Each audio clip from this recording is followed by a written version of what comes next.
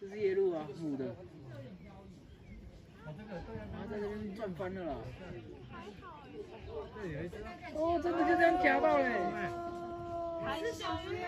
不是鱼吧？它吃鱼。它抓好准哦。是鱼哦，啊是鱼哎。哎，它百发百中哎，零失手哎。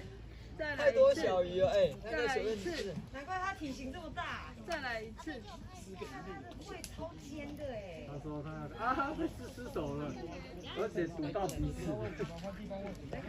他觉得有点害羞。